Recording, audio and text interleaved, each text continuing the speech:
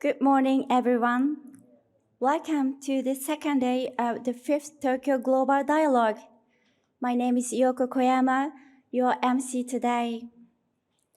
We have 6 sessions today, and each session has a Q&A session. We are happy to have such interaction with you as this is a dialogue. So let me quickly explain how to post or raise your questions. For those of you who are watching online, please type in your questions in the Q&A function of the Zoom. You can post them whenever you like. For the audience here in this room, please raise your hand if you have a question. If you are pointed, please identify your name and affiliation before asking. Please be brief and no speeches. It is now my great honor to introduce to you our excellent panelists for today's first session, focusing on politics and security under the theme of US-China competition and the Indo-Pacific.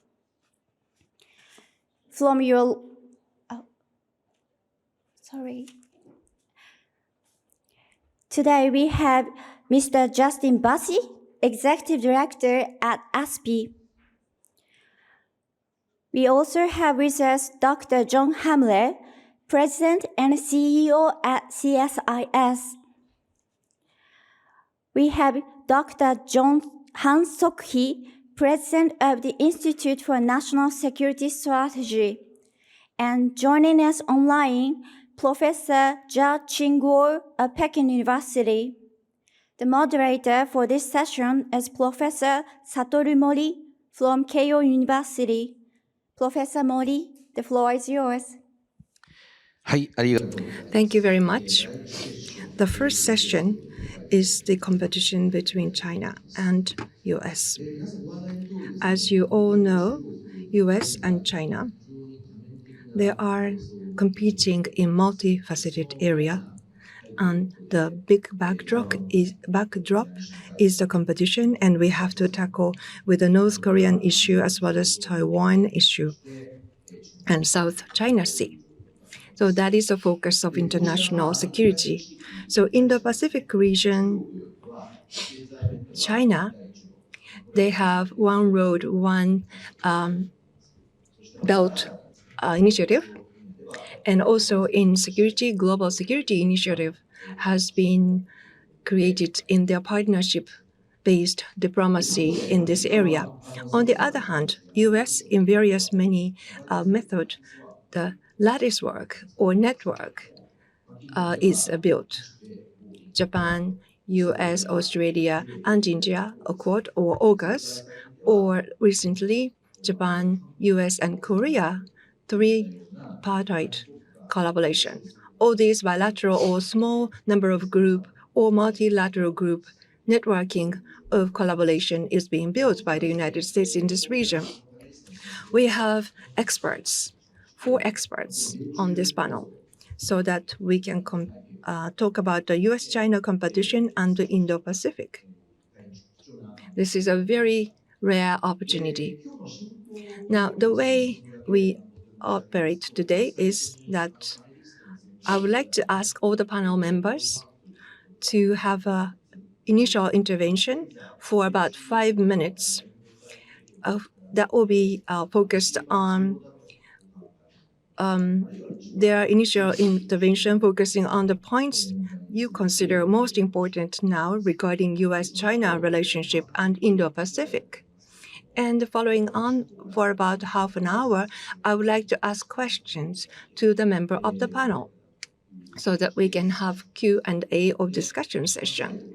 And lastly, maybe 15 to 20 minutes, we can take questions from the audience so that panelists can respond to these questions. So that is the plan for today. Now, without further ado, I would like to start discussion. First, initial intervention for 5 minutes. The order is that starting from Mr. Bassi, followed by Professor Jia, and then Dr. Han, and then Dr. Hamre. So that is the order of initial intervention for 5 minutes. So if you could please, Mr. Bassi. Thank you very much. Again, it's great to be here. Thank you to JIIA. Again, the title of the entire conference being a world in turmoil with war in Europe, conflict, war in the Middle East, tension in the Indo-Pacific, Chinese aggression in the South China Sea. There is definitely global conflict and confrontation. So it's a very timely conference and a timely set of panels. This one, with its particular focus on US-China competition and what it means for the Indo-Pacific, I thought my short initial intervention could most relevantly just come from the Australian side. And I think it is important, as I'm sure it is for friends in Korea and elsewhere, that I set out that it's important for Australia that the geostrategic issues that we are seeing are not solely viewed in only a US-China lens. It is crucial for a number of reasons. Firstly, that Australia itself, as a sovereign country, must make its own decisions. But also, it's really, really important from a narrative perspective for the region. We live in a region where a lot of countries in Southeast Asia and the Pacific have concerns about great power competition. So the more that countries like Australia, Japan, Korea, and others can actually make it clear that the challenges in the region face each other, face us all as individual countries, and that yes, collective action is the way forward. That to me is the way to proceed. And that's why it's important to set out that the Indo-Pacific from an Australian perspective and the challenges we face, the decisions that Australia has made in the past decade, of course, we have an absolute eye on and focus on both the US and China as the two major powers. But Australia itself went through a strategic shift in the last decade. 10 years ago and further, Australia really focused on economic prosperity, as most countries do, of course.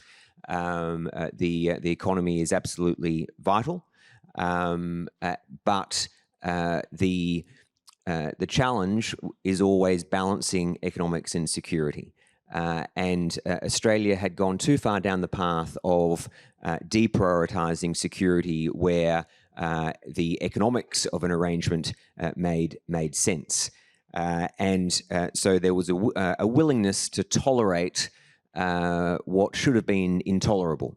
And around about 8 to 10 years ago, the strategic shift that I talked about began, in part because at the time, the Australian security environment was pretty much solely focused or highly dominated by a single topic of countering terrorism. But then through 2015 to 2016, a confluence of security events occurred, which effectively meant that no longer could the Australian system solely make decisions based on whether an arrangement had an economic gain or not. We had cyber attacks, we had interest in our sensitive critical infrastructure. We had what we now know as foreign interference. We had in 2016 the ruling from the arbitral tribunal in relation to the South China Sea in favour of the Philippines. We had decisions to make around things like 5G. And so it meant that all of these things happening at the one time meant that Australia, instead of looking at economics and security as two separate issues, it really meant for the first time, we were looking at economic security, something that Japan should be proud of, having led through the G7 context, of course. But a word that began to become clearer through Australia and the Indo-Pacific was sovereignty. What were our decisions to be made today? What impact would they have on long-term sovereignty? And it really takes a willingness to have some short-term pain at times when you realise that it's for the long-term benefit. It resulted in Australia diversifying, realising that regardless of the country, having a reliance on a single country as your trade partner was not in our long-term interest. So diversification became a key policy, as did calling out international breaches of global rules. I think that remains something that is absolutely vital, a role that Australia, along with the countries that are represented up here today, should play. It does require international partnerships, which is why, getting to the US side of US-China, it is in Australia's interests, it's in the region's interests that the US prioritises the Indo-Pacific. Competition, which is viewed by many people in many countries in the region as a dirty word, makes many people nervous. In fact, competition we should be actually advocating as a positive because it is competition and effective competition that can ensure that the instability that we have doesn't become even worse, and that competition doesn't turn into conflict and confrontation. That's why groupings like AUKUS, groupings like the Quad are very, very important, not just for ourselves, not just for the members of those groups, but for the smaller nations around us that may not always have the ability to stand up for themselves. So that's an important element. We now have the foundations there, and I know we'll come to it later, but regardless, the aim for us all should be that regardless of changes in administrations in our countries, that those principles belong. And apart from ourselves in the Indo-Pacific, the recognition that security in Europe and support for Ukraine is not just important for Ukraine's sovereignty and Europe, but it's vitally important for security in the Indo-Pacific. ありがとうございました。ここ8年 Thank you very much. In these 8 to 10 years, strategic shift and environmental shift occurred, and because of that, economic security and also the importance of international roles are recognized, and also armed clash and armed conflict should be prevented for each region and country. It's very important, more and more important. That's relevant for Japan and the other countries as well. And the Ukraine situation, Russia-Ukraine war, that are directly linked to the situation of Indo-Pacific region. That is really true. So next is Professor Jia Qingguo, please. Thank you very much, Professor Mori. It's a great pleasure to speak here. Well, on the question of competition, I think that has become a dominant word for the realists in a lot of countries. And of course, the dominant theme for some policymakers in the US and also in certain countries. But from the Chinese perspective, competition carries a lot of negative tones. Well, it is too simplistic to use competition to describe China-US relations. Second, competition, well, China-US relationship is very complex. It has elements of competition. It has elements of cooperation, and also maybe in some aspect we have confrontation, as Secretary of State Blinken suggests. And also from the Chinese perspective, competition can be divided into two kinds. One is fair competition. We have things like Olympics.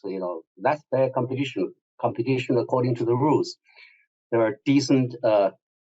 are some decency and bottom line to it. But there is also competition for without the unfair competition or bottomless competition, and that should be avoided. So to use competition to describe China-U.S. relationship is both simplistic and also leaves a lot of room for negative imaginations. But of course, the U.S. has been using this term quite often since Trump's time, and Trump's administration somehow set the relationship in this direction. Of course, there are many other factors in operation as well. But it's time for us to readdress the relationship, recognizing that there are many other aspects to it, especially now China and the US are status quo powers. They are all stakeholders of the existing international order. They all benefit from trade and economic relations across nations. So to them, stability and prosperity should be protected. The international order should be protected. So there are lots of things that the two countries, have shared interests, and on that basis they can work together. For other countries, I think in front of China-U.S. Competition as well as other efforts to stabilize and improve cooperation between the two countries, probably they should recognize that confrontation between China and the U.S. is in nobody's interest. It's not in the U.S. interest. It's not in other countries' interest as well. By taking sides, by poking China and the U.S. against each other, that's bad strategy. So probably, what they should do is first not to take sides. Second, try to encourage both sides to work together. Under Biden administration, I think some efforts are made by both sides to stabilize the relationship and start some cooperation on areas of shared interest. I think that's a good beginning. I think other countries probably should encourage China and the U.S. to do it instead of taking a very negative attitude toward this kind of positive development. Let me stop here. Thank you. はい、ありがとうございました。 Thank you very much. So U.S.-China relations is the title, and the title is competition today. But actually, the reality is different. It's the only one element. Rather, there is shared benefit between the two countries. That is where we have to highlight, we have to focus on. And third countries, they shouldn't really take one side, but they should call for cooperation between the two nations. Thank you very much. So next, Dr. Ham, please. Thank you, Chairman. Good morning. Thank you for inviting me here. It's a great conference here. I just heard currently Professor Jia comment that taking sides is not a good idea, but at the current snapshot situation, the U.S.-China competition is getting intensified. For Korea, the country, we have an alliance with the United States. At the same time, we have a very strong and wide economic cooperation with China. So we are forced to choose either one side. So I think Korea has to do in the near future, we have to choose one side. But that does mean that if we choose US side, that does mean that we sever or we decouple from China. So we try to moderate or we try to maintain the relationship with China, but at the same time, we try to more focus on the US-Korea alliance and US-Korea and Japan, the cooperation, and we just had the connection with the other countries, and we try to link with NATO, and we try to link with Australia or the other countries, and also Global South. That would be the current Korean government policy toward the East to Indo-Pacific and the international order. And since 2022, President Yoon Suk-yeol inaugurated his new term, and he tried to declare Korea wants to be the global pivotal state, which means that China, Korea, getting out of our myopic the perspective to the focus on Korean Peninsula, we try to be more open to international affairs, international order. So based on that kind of things, maybe yesterday we emphasized many times the free and open Indo-Pacific or free and open international order based on the rule of law. That is the clear thing that Korea's new government we want to embrace. So based on that kind of perception, we try to strengthen the U.S.-Korea alliance in 2022. President Biden visited Korea, and we tried to strengthen our relationship. Maybe at the time, we just emphasized the cooperation upon the semiconductor, but at the same time, we tried to emphasize the importance of alliance. And second thing is last year in 2023, and President Yoon Suk-yeol, he just visited Japan, and we tried to detente with Japan. And Japan and Korea, we are closest ally, closest country, and we try to promote our own relationship, but due to some history event or the conflict into issues that we could not get near each other. But last year, President Yoon Suk-yeol visited Japan, and he consistently tried to push for the detente with Japan. So we just made it, and that kind of Korea-Japan, the renewed or is good relationship would extend it to the U.S.-Korea-Japan kind of cooperation. We just culminated in Camp David in last year. So that based on that kind of trilateral cooperation, we try to extend our relationship with other countries, and NATO would be one, and then Australia or Canada or the other countries, and even right now we just talking to the Global South. So that will be basic stance of Korean government right now. So at this moment, the key thing is how do we just manage China. So that is key things we are concerning right now. But I think this April 10th, we are supposed to have the congressional election.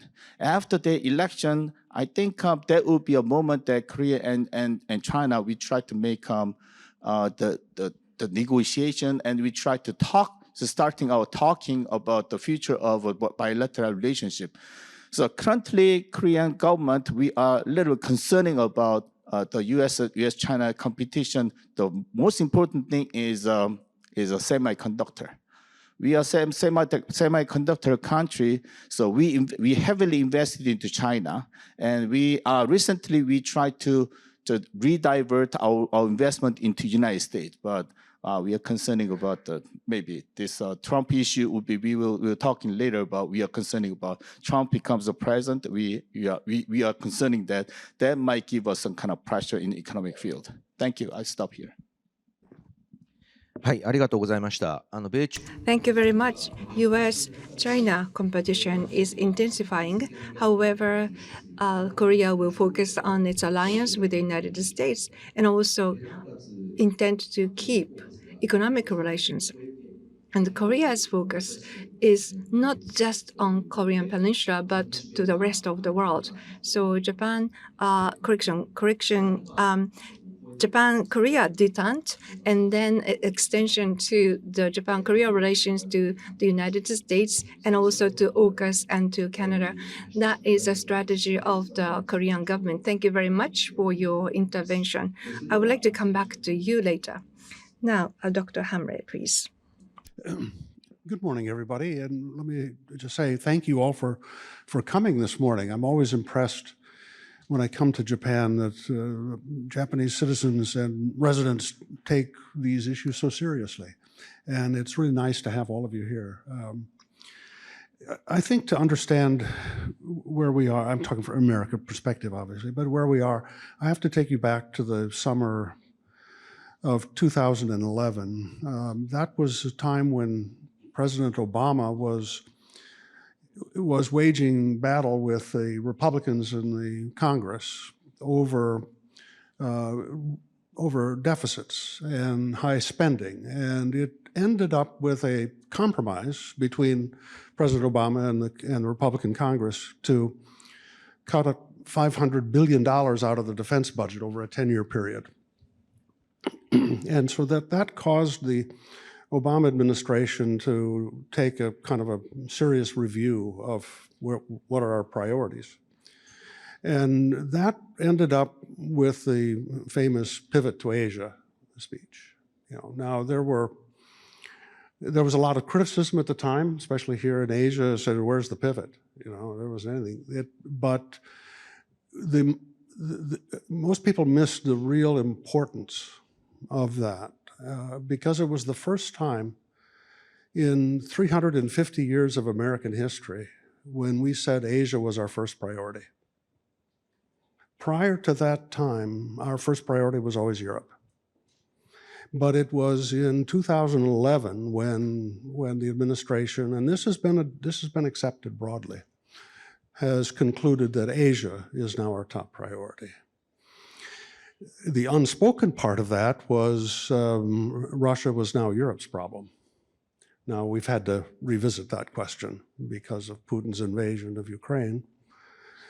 But it is still the consensus in American policy circles, and I believe in our political circles, that Asia is the most important focus, strategic imperative for the United States at this time.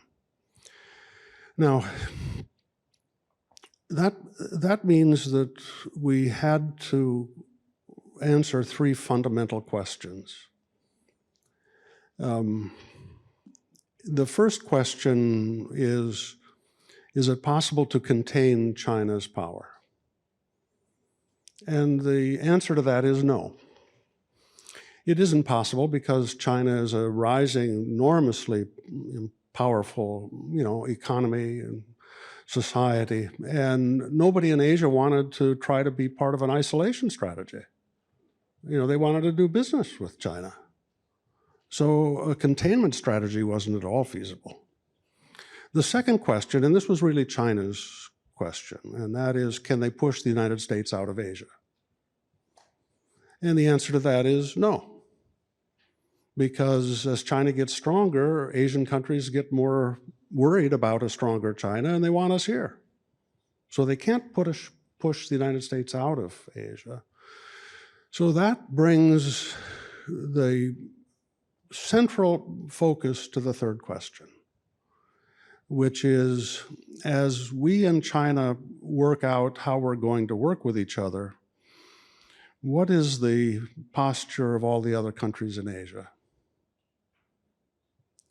And, China tends to look at everybody in Asia as inferior countries, politically and economically and culturally.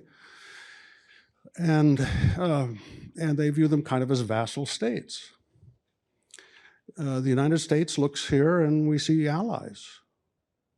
Okay, that is now the central paradox of the security situation, because as China gets stronger and becomes more aggressive in asserting its power, it makes everybody in Asia more worried and wanting the United States to be closer here. China interprets that as containment. And so we have a negatively reinforcing dynamic by China's rise. Prior to Xi Jinping, Hu Jintao was, he never really used this term, but it was widely considered to be the peaceful rise of China. And I think that's because his advisors understood that this central paradox, this central dynamic. Xi Jinping doesn't feel that way. He has been asserting a much stronger and a more pugnacious China. And that has caused this dynamic of anxiety leading to a closer relationship with the United States, leading to things like the Quad, leading to things like AUKUS, that has caused us to become more engaged in Asia. And herein lies, I think, the problem that we have to work through. I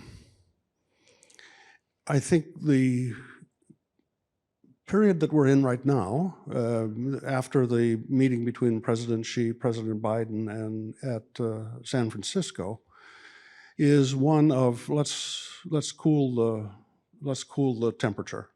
Let's take the energy down a little bit. I think both sides saw that it was heading in a direction that would be hard to manage, hard to control. So I'm relatively optimistic where we are now. I think for the next 2 to 3 years, I think we are. I think it's not going to be so tense and not so dangerous. What happens with our election? What happens if Donald Trump is elected? I don't think the fundamentals will change. I think these fundamentals are pretty deeply seated in how we think about Asia now and how we look at China. We have, as I said yesterday, somebody, Justin, you didn't think I was appropriate, but I think we're a little too paranoid about China as a rising power. I would hate to have China's problems.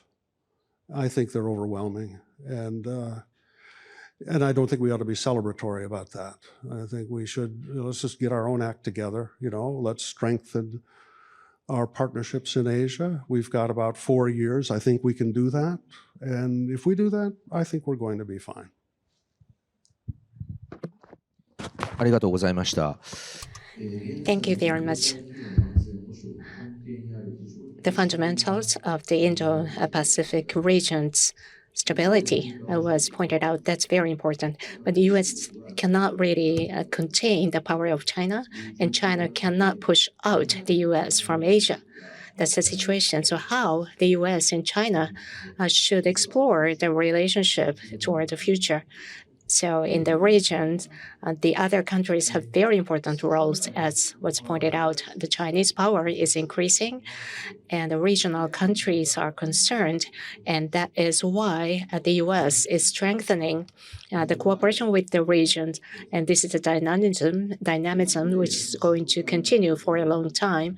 As was in the top summit meeting, there was a calm down approach, lower the temperature. So we don't have to be really pessimistic.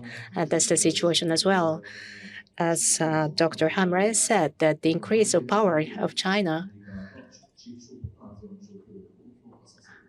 is related to and support the kind of cooperation between the region and the U.S. So how to use power, the values and the thinking is different. So how China is going to use their power internally and outside of China. So between China and the other countries, we do have different values and also different perspectives. That is why we have concerns, and also we have some worries. I understand. Thank you very much for the comment. From the four panelists, we received very important points. So now we'd like to go into the discussion. Individual topics. I have some topics ready. I would like to ask questions to each panelist. The first topic is about Taiwan. First of all, I'd like to ask Dr. Hamre. Right now, Lai Ching-te was elected, and he is the president-elect. He was elected in May, and he is. There is this worry in China. China is not really trusting Lai Ching-te, and some coercion might be expected against Lai Ching-te. And what's your view on that? And what's the view of Washington in that sense? And under this circumstance, going forward, what kind of support from the U.S. is expected toward Taiwan? Is it going to be the same, where there are many different types of support, or are you going to step up and ramp up your effort to support Taiwan? New direction? Okay, thank you very much. How do you think? I think our policy vis-a-vis Taiwan and China has been one of the most successful policies we've ever had in American foreign policy. It's been unusual. I mean, Americans have a predilection for wanting to define precisely the goals of their foreign policy, and then they're flexible on how to get there. But for Taiwan, we had just the reverse. We chose to be ambiguous about the outcome, but we were very precise on the modality. And it's been very consistent. We've said through, I think, 7 administrations, we don't know what the ultimate outcome is going to be, but we insist that it be done in an environment free of intimidation, that it be done diplomatically, not through force. That's been our policy for 50 years. And it's really worked. It's been remarkably successful. That's still our policy. And I know that it has been communicated quite clearly to President-elect Lai. I met with him in September, a little private little thing we met, and he told me 3 times in this meeting, we're not going to rock the boat. Okay. And we've always said to Taiwan, if there's conflict and Beijing starts it, we're with you. But if you start it, you're on your own. Okay, so it's been very clear, and they know that. The central problem in Taiwan is a political one, which is the 2 parties have an inverted vulnerability on this question. The DPP party, which was initially kind of an independence party,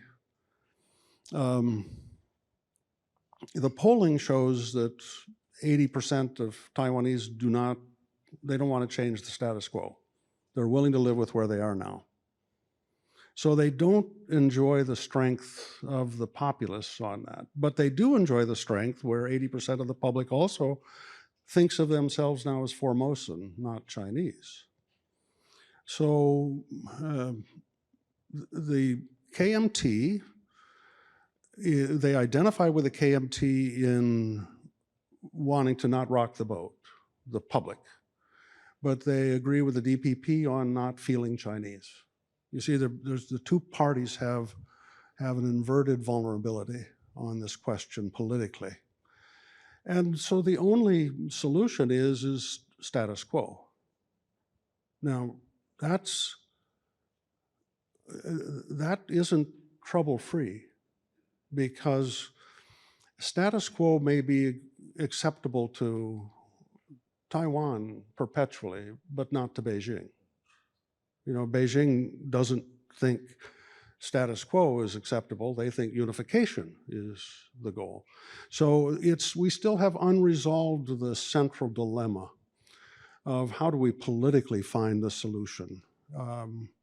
But I do not believe that we face a crisis with the election of William Lai. I think it's going to be calm. Now, I think the most important thing is for us not to add negative energy to the situation. I thought that when Speaker Pelosi visited, that was quite a mistake, because it was provocative with no direction, no strategic purpose, you know. And it unfortunately made, you know, public championing of Taiwan a political agenda. So I think it's really important to just calm things down. I don't think we face a crisis. And then we do have to figure out again, we have to probably go back to the Shanghai communique and say, if we wrote it again today, what would it read like? You know, but that's a longer story. はい、ありがとうございました。続きまして、Thank you very much. We have limited time. So next is Mr. Bassi.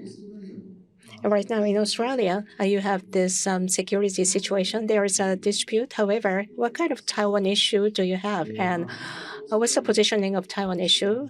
For example, Australia and US relationship is getting deeper, and Japan as well. And when this contingency occurs, what kind of roles is Australia taking? Do you have any discussion about this? And if I could start by just commenting a bit of what John had to say. It was very interesting, and I think, John, your phrase that one of the key differences between US and China in this region that is so vital is that China sees the countries in this region as vassal states, while the US sees the countries as allies and partners. And I think that is so crucial. And while that distinction is there, it means that the desire for the countries in the region for US engagement will remain. The reason I suppose I have a issue with the view that the perspectives of China's rise is based a bit on paranoia. There's no doubt that there are people at all sides and all extremes, people who don't take it seriously enough and people who go too far, no doubt. But I think it's critical that we learn from a range of different crises and conflicts over many years and prepare before the crisis. And the political buy-in in our countries is mandatory for that. The university sector, the business sector, the public won't make the necessary adjustments and shifts in their sectors unless there is top-down political leadership, which means that the political leaders need to act. And I think it's if you look at the US state of US politics and the polarization, I think the fact that there is such bipartisanship, as you say, in the US on China policy has got to tell the rest of us something. That basically in every other field, disagreement is the natural and first course, but with China policy, it's not. And I think that's a very good thing for the region, seeing as though we have, talking about Taiwan, the aggression against Taiwan, China's largest military build-up in peacetime, cyber attacks, foreign interference, human rights, recent sentencing, the death of an Australian citizen. These things are not just isolated incidents. They're systemic, they're malicious, and we need to collectively call them out. In the context of Taiwan, I think John's right. You said if it depends on the scenario, and it's not a legalist binary of if there's an incident, then Australia is in or Australia is out. But I'm not someone who sits on the fence. So if there is a clear case of aggression against an island democracy of 25 million people, very similar number to Australia's, then I just can't see Australia sitting in the wings. We often in Australia talk about Taiwan contingency in the context of our ANZUS alliance with the US. And it's an interesting conversation, and the alliance is Australia's most significant security partnership. But I think it can almost be a distraction. And the question is it would it be in Australia's interests? And I think if there is an attempt to by China to take over Taiwan unilaterally, the answer has to be yes. Regardless of the alliance, but noting that we absolutely do have the alliance, but it's got to be in Australia's interests. And for me, just finally, I know time is always short, but I think it's important that we don't only talk about Taiwan in the context of the day after war starts and what would a country like Australia do. Taiwan has a great democracy, and we should be working to deter war as the main game. Of course, we've got to prepare, but deterrence remains the key issue. And I think not just the danger of military conflict, but there is a risk over time that some countries fatigue with how much conflict there is around the world. And so a risk would be, and I think what Beijing would like, would be that over time, countries like the US and Australia, lose our principles, John, and lose even the strategic ambiguity as you refer to, and allow a situation where China can unify without force. And I think that's got to be avoided. And we've got to, for deterrence to work, we have to be willing to assume some risk, unfortunately. Deterrence doesn't work if rivals feel that we won't take any risk. And that's why we almost have to force a situation where China believes that they can only take over Taiwan with force, and take that risk and continue to deter it from happening. Thank you. はい、ありがとうございました。非常に忌憚のない、Thank you very much for your very candid opinion. Now, moving on to Dr. Ham. If there is a scenario that Taiwan contingency may spread over to Korean Peninsula, some experts mentioned that. So what about the discussion that is happening in Korea on this particular scenario? If you could tell me. And also North Korea. If Taiwan contingency happens, is there any discussion in Korea what kind of reaction that North Korea might have? So if you could tell that, please. Thank you, Chairman. Traditionally, Taiwan contingency and Korea's contingency is completely separated. In Korean people's perspective, Taiwan contingency, no matter what happened in Taiwan contingency, then Korea, we have a North Korea, the major foe, major enemy. So if we intervene into Taiwan contingency, then North Korea may take that opportunity to make a provocation over to South Korea. That would be the major reason that we do not want to intervene into the Taiwan contingency. But recently, several things may impact upon Korean communities' the idea or the perception toward the Taiwan contingency. The first thing is just in case some people raise the issue that just in case if Xi Jinping he decides to invade Taiwan, then the first thing he really do not want to see would be the American military stations in Korean Peninsula. They intervene into the Taiwan contingency in order to deter that intervention. Maybe Xi Jinping might conspire with Kim Jong-un to make a provocation beforehand.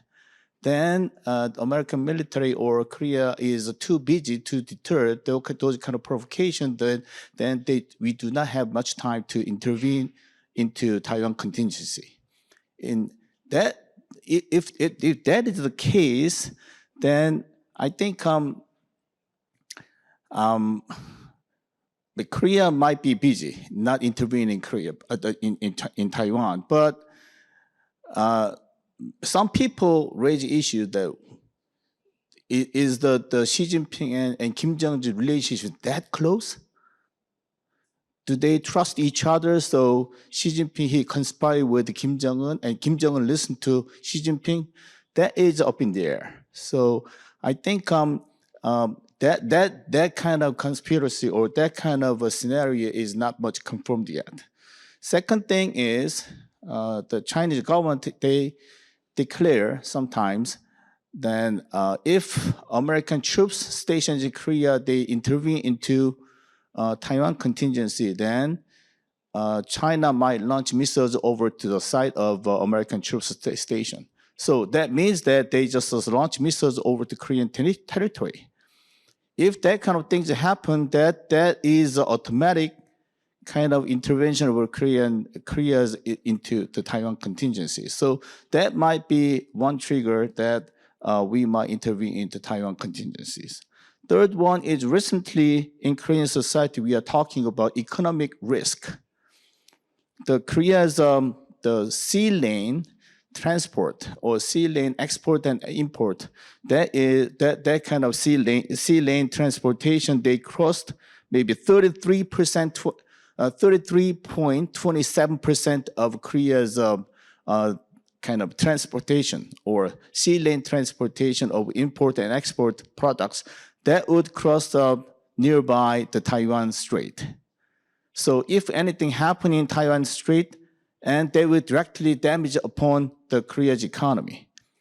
And if anything happened in Taiwan Strait, then almost every day we have $400 million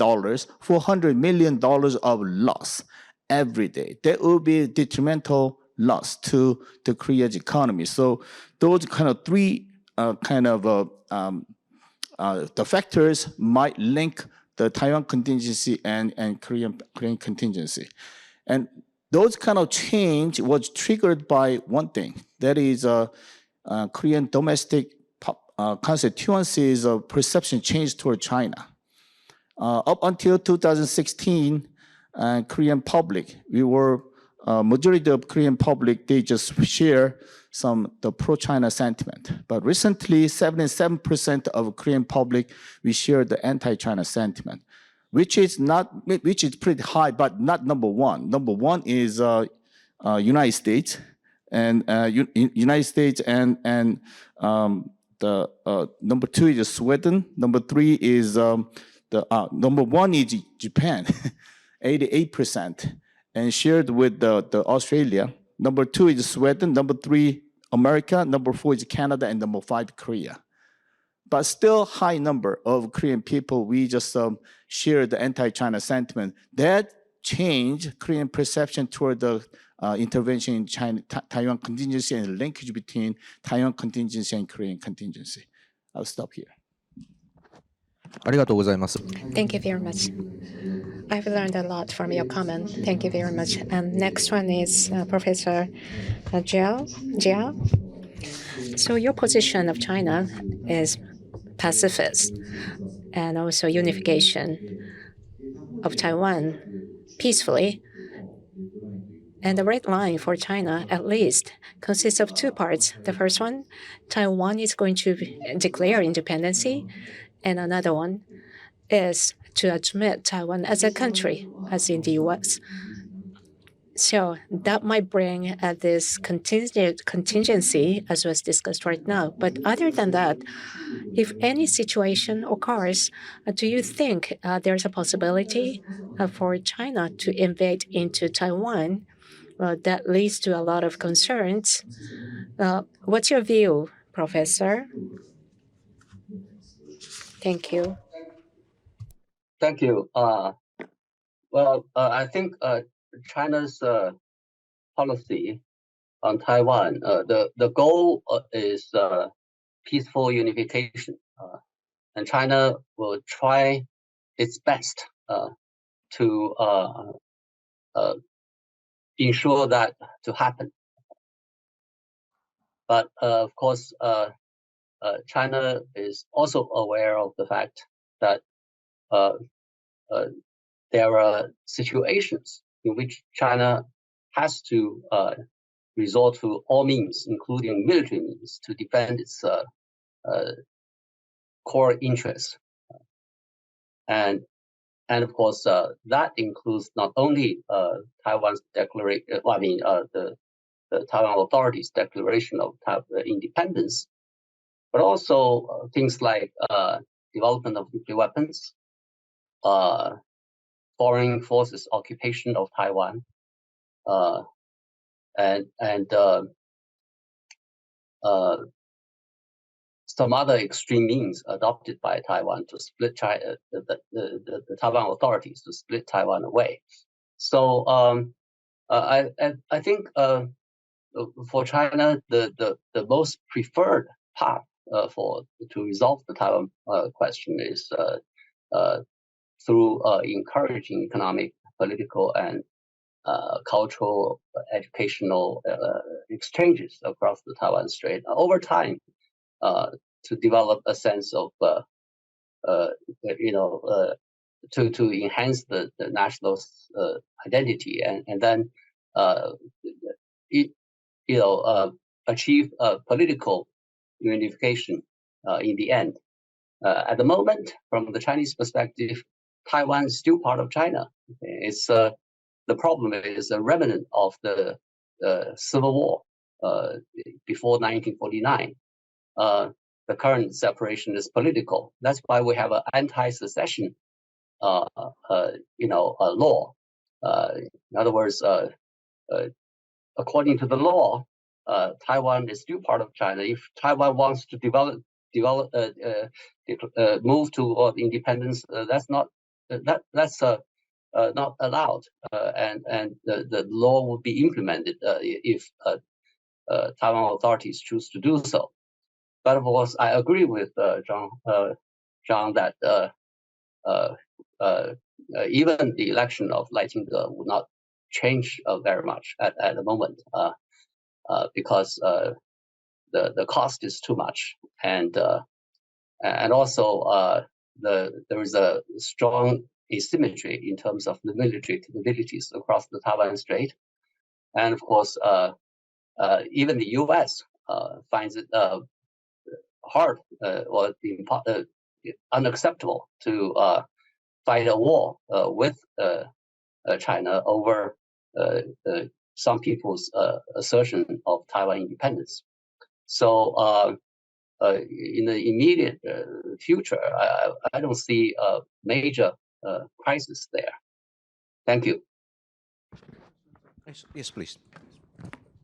Could I would like to just comment on this. This connection is a Taiwan crisis going to trigger a Korean crisis? And I understood the logic, and I think it's very real. But we have a resource in Korea that we don't have for Taiwan. If the United States has to go to Taiwan to help defend against intimidation, we'll probably be alone. Japan will be supportive with logistically, but I think we're probably going to be alone.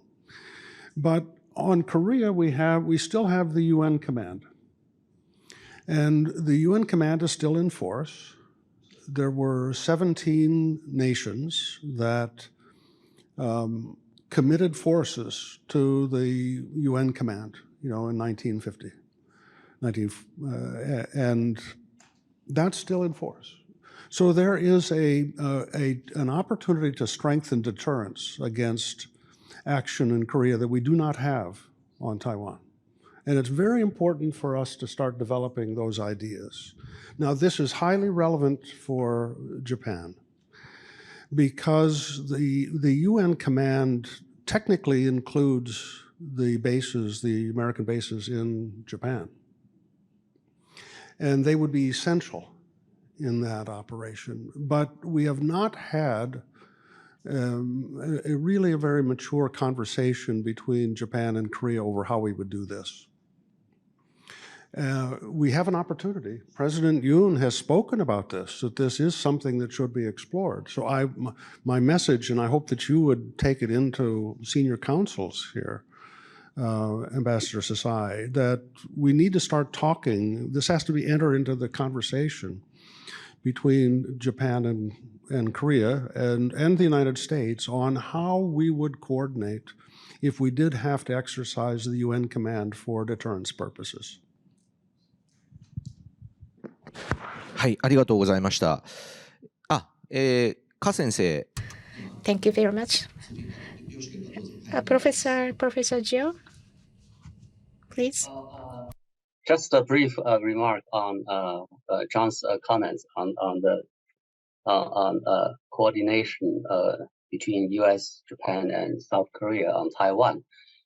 I think from a deterrence perspective, it makes all the sense.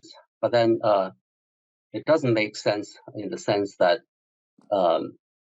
this effort to internationalize the Taiwan problem probably would create more problems on security than one can imagine. I think probably it would put China into a corner, and we have to fight very hard against it. And that would escalate tension in the Taiwan Strait and also between China and these countries. So if you have to consider this, I would encourage you to consider this very carefully. Thank you. はい、ありがとうございます。Thank you very much for your comment. As Dr. Hamre says, this is the dynamism that you were talking about. Thank you very much. So I was very surprised to look at my watch. It's only 15 minutes left. I believe there are some people in the audience, well, including the theme of the second Trump administration. You might have to ask questions to the panelists. We might have some limited time, but we'd like to receive some questions from the floor.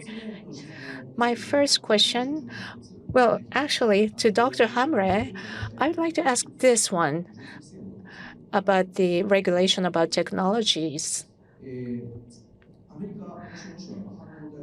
The Department of Commerce has a lot of regulations vis-a-vis China. Semiconductor is one of them.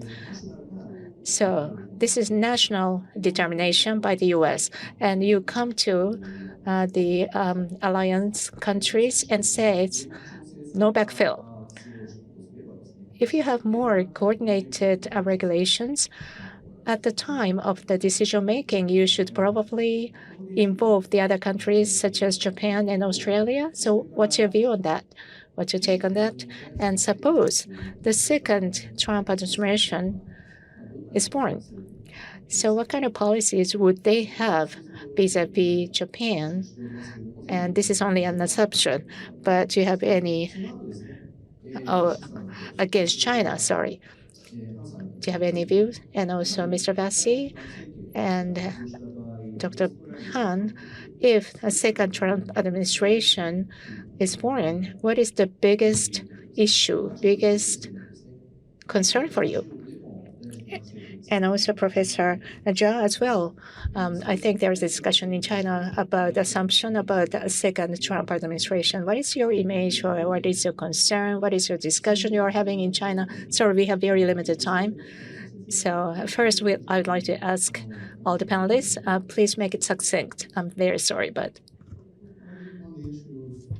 Technology coordination. The Biden administration really announced very aggressive technology restrictions against China on semiconductors, but they didn't really coordinate very much with allies and partners. They called them the night before, but they didn't really spend much time coordinating. And I think they've come to realize that that's a problem. I think we're now in an era where technology is so globalized that it's not possible to have a unilateral policy and then make everybody follow it. We do have a mechanism for international coordination of technology restrictions, and that's Wassenaar, but that'll never work. I mean, there are 42 countries in Wassenaar, and Russia's in it. I mean, so that's dead. We are going to have to create something. I don't my personal view is it's not likely to be a monolithic solution that applies to all technologies. But it probably needs an umbrella structure, and the best umbrella structure would be the G7. Now, that has its limitations. You know, Korea is a powerhouse in semiconductors, and they're not in the G7. And I personally think they should be. I think we should add Korea. Australia, yeah, we should add Australia too. But we are going to have to develop a new mechanism where we are coordinating in advance on technology restrictions, because they're not going to be effective if we don't do that. ありがとうございます。 Thank you very much. Moving on to Mr. Bassi, please. Thank you. It's a very good question, very important question. I think we all saw from President Trump's first term that he has an expectation that all countries invest in their own security and not simply rely on the US.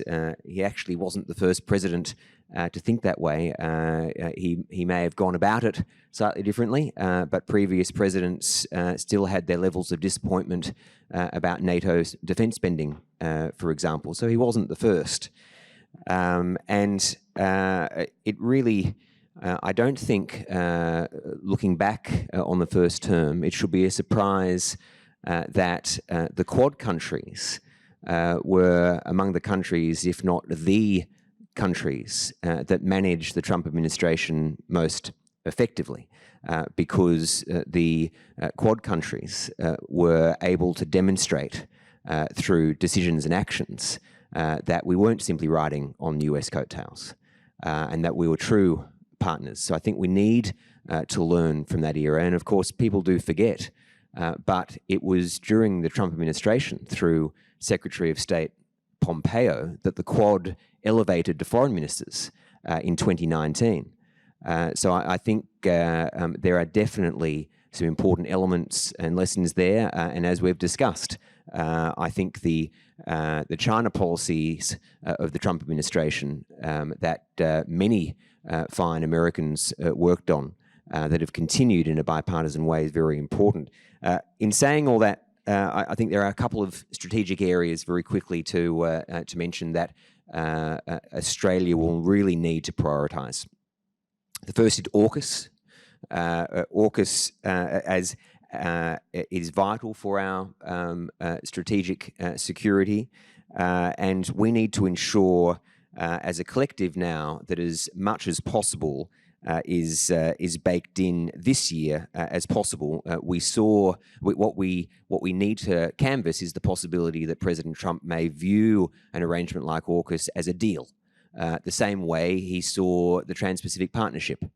In my view, it was a mistake to view the Trans-Pacific Partnership as a trade deal. It was a strategic framework. Unfortunately for us, it wasn't just Trump who viewed that way. There was bipartisanship in the United States not to be in the TPP. I think that is a difference with AUKUS. There seems overwhelming bipartisanship for AUKUS, so I think there's a great starting point there. Second, as I said, the Quad, I think could be even more important in a Trump administration. He can own it. It's likely that India will be a country that sees some advantages in a second Trump administration. So I think a lesson for Australia is to potentially work through minilaterals with the Trump administration. And the third element is China policy, which looms large. As we just talked about, the bipartisanship in the US, the alignment between Australia and the US is important. We'd be looking to ensure that that continued and that the transactional approach that at times President Trump showed wasn't leveraged by Beijing to reduce or terminate some of those more important China policies. So I think that's something that our countries need to work together on. And finally, while it's not in our region, I think that it is absolutely incumbent on Australia, as it is with Japan, to ensure that a Trump administration understands why continuing support for Ukraine is not just important for Ukraine, but important for Australia, important for our region. Reduce support for Ukraine, even by those in the United States who believe that the US should prioritize China over Russia. That may sound good from a short-term perspective, but it will actually just prove China's narrative to this region that the United States and liberal democracies have no stamina, and that they might be able to last 2 or 3 years in Russia. They might be able to last 2 or 3 years competing against China, but China is here forever. Thank you. ありがとうございます。はい、委員長ね、よろしく。Thank you very much, Professor Hamre, please. Not only Korea, but also Japan, also very busy to find out what will happen if Trump becomes the president. So the many Korean people, the civilians, we just visit Washington, D.C., and we try to find out, to connect with potentially the Trump administration participants. We try to get contact with them. Why? Because we want to get to know what will happen. But if I have a kind of speculate what will happen, the first thing that Korea is concerning about is weakening of alliance. And during the Biden administration, the President Yoon Suk-yeol government had many accomplishments with the Biden administration about intensifying or consolidating the alliance.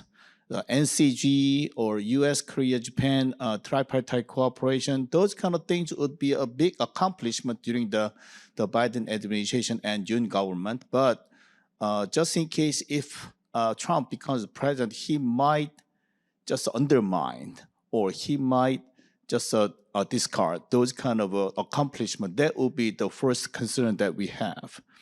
Second thing is we've seen in 2017 and 2018, the Trump, he had a meeting with Kim Jong-un in Singapore and Hanoi.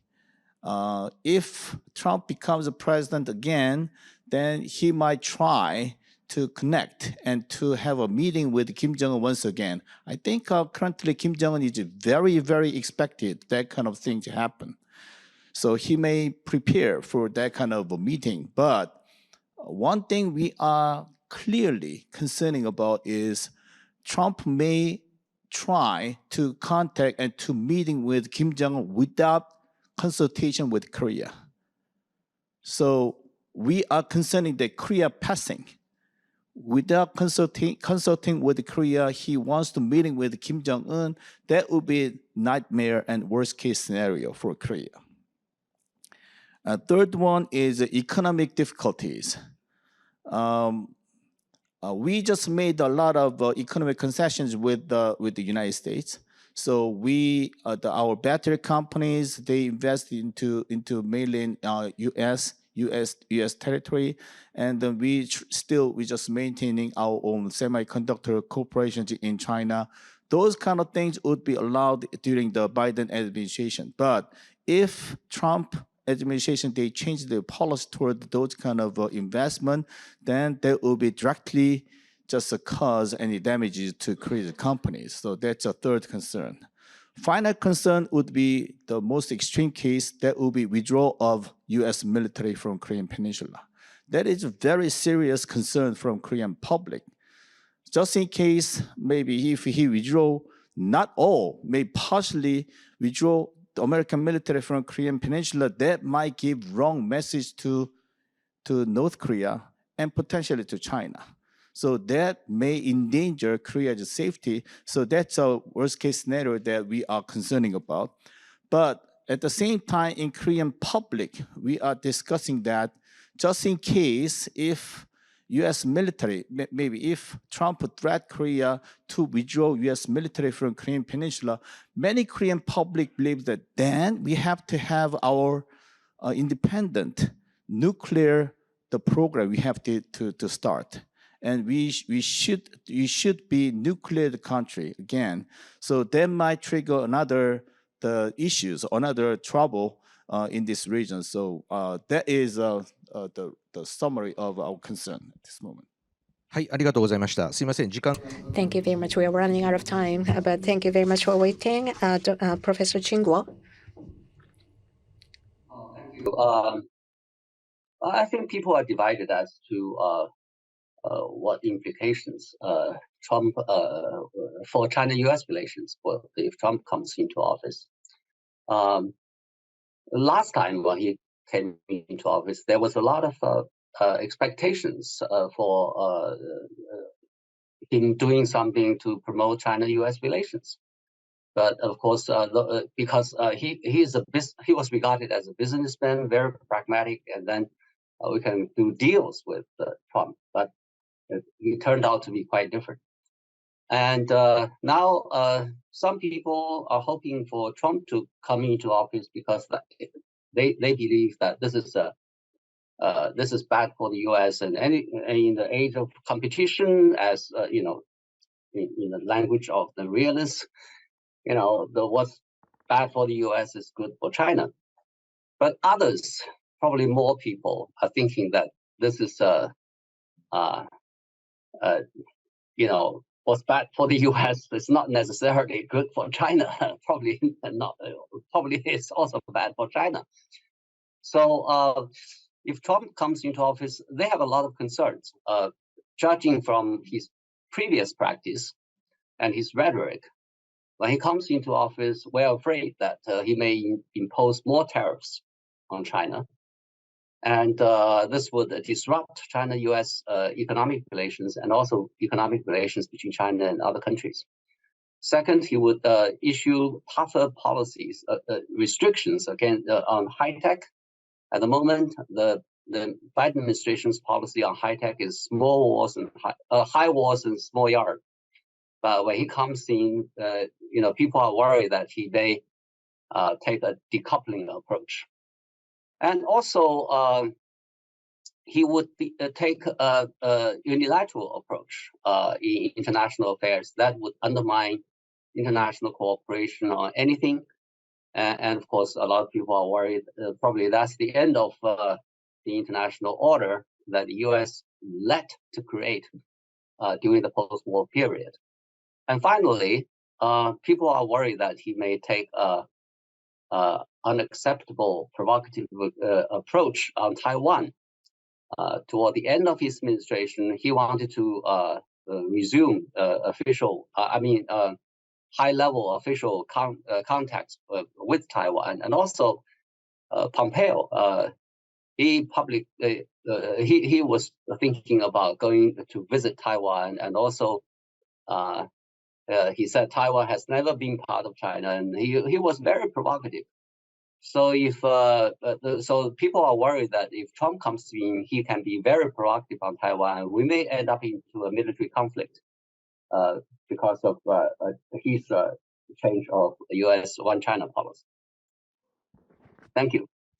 はい、ありがとうございました。あっという間にすみません。Thank you very much. Now it's time. It was so fast. Can we take one question from the floor? Can we take one question from the floor? Can we? Only one person? If we can, within 5 minutes we can finish. Can we? Okay. Thank you very much. So only one question from the floor. Sorry, my time management was not very good, but anyone? Well, thank you for your cooperation.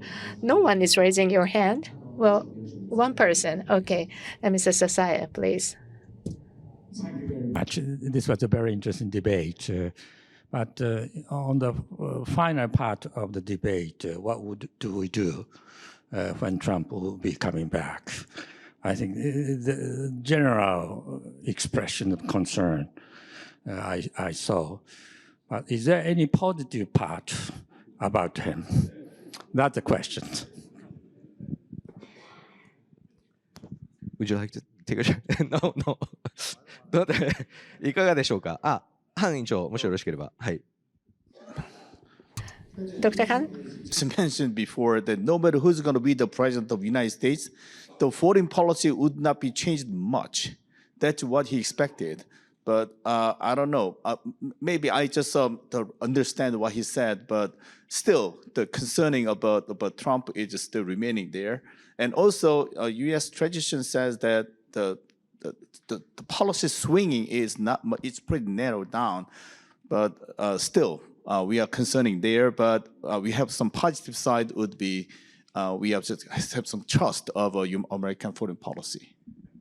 バシさん、もし一言だけ、はい、よろしくお願いします。Yes, only one word. Quickly add that I think it's important, just as we would like that if President Biden wins a second term, that we're all able to see the United States domestically and with the international partners congratulate them on a free and fair election win, that we'd need to do the same if President Trump won and say that in a free and fair election. I do think it's a benefit that Australia has, that we have compulsory voting, by the way.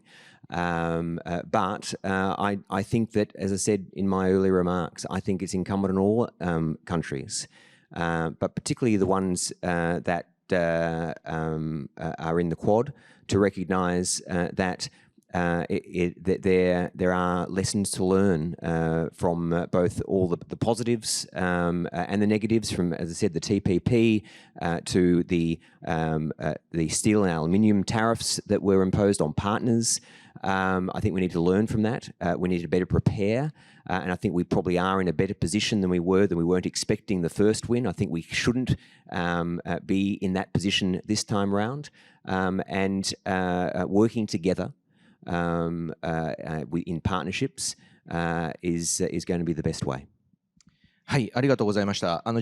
Thank you very much. We passed the time. Sorry about this. Well, I am now going to summarize the discussion, but overall, up to now, there are so many discussions about policies and challenges we have discussed, and we are going to continuously pursue this. But we shouldn't be really too pessimistic about the U.S.-China relations and the second Trump administration, the possibility. Well, there are some concerns voiced by the panelists, and Mr. Sukhee lastly mentioned that Trump administration inauguration of that is not the end of the world. So what kind of benefits we can accumulate and what kind of policies we can see are going to be very important. We shouldn't really overreact to the situation. That's important. We can discuss more and more and more, but I'm very sorry about my time management. But thank you very much for the panelists for such insightful comments. Thank you very much. For the panelists, thank you very much.